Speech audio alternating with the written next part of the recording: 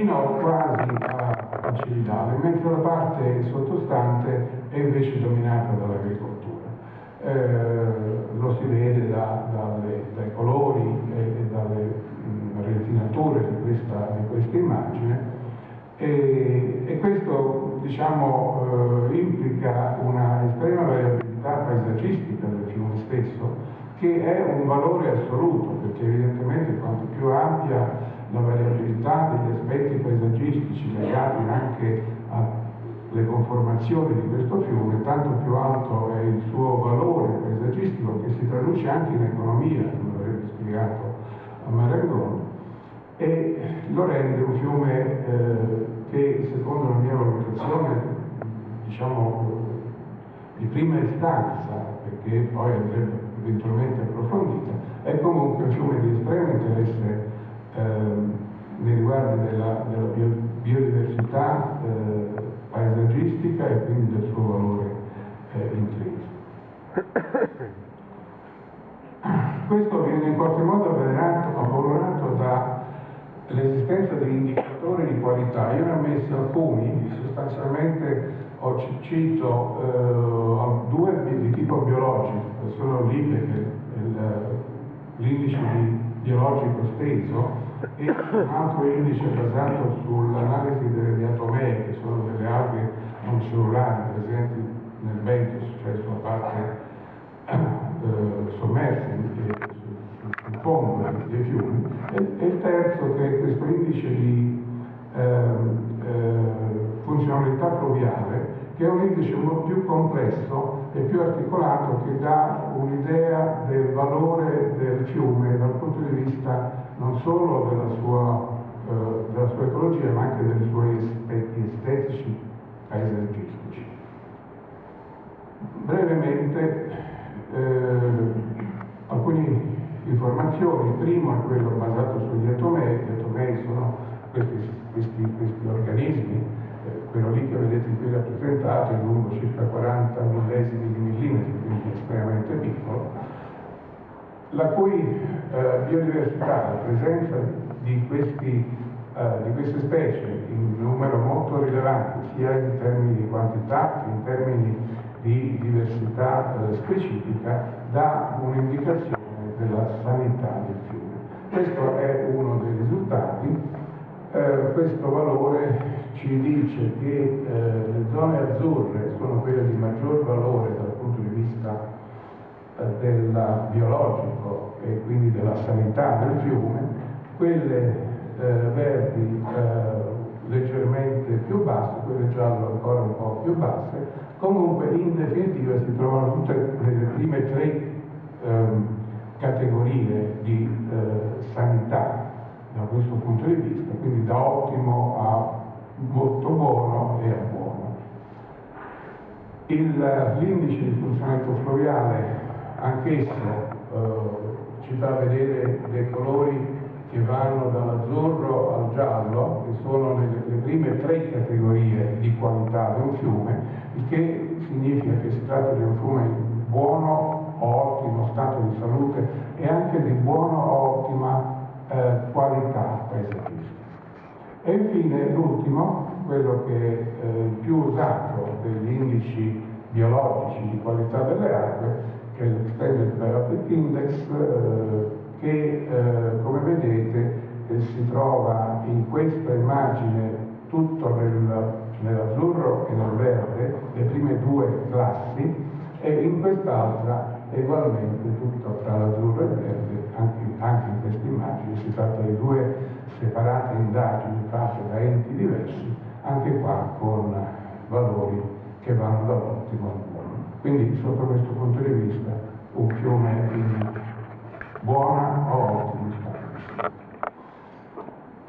La naturalità è un altro degli aspetti che possiamo prendere in considerazione, perché la vegetazione, quanto più è vicina a quella che dovrebbe essere se non ci fossero influenze di agricoltura, azioni umane, eventualmente anche inquinamenti, eccetera, sono tutti aspetti che risultano positivi, e in linea di massima la naturalità del Natisone è molto buona nel tratto, diciamo, da Cividale andare verso nord, verso sud comincia un po' a peggiorare la situazione, perché cosa che è legata all'esistenza di una maggiore pressione delle attività umane, in particolare dell'agricoltura. Per questo, per avere un'idea di questa naturalità e della complessità dello stato vegetazionale, sono stati fatti nel nostro dipartimento, in particolare a cura della dottoressa Raffaella Zorza, una serie di rilievi fitosociologici. Adesso io non mi addentrerò sugli aspetti della fitosociologia, che è una faccenda che richiede molto tempo, ma comunque sono state definite 34 categorie ed è stata realizzata una carta 1-5000 della vegetazione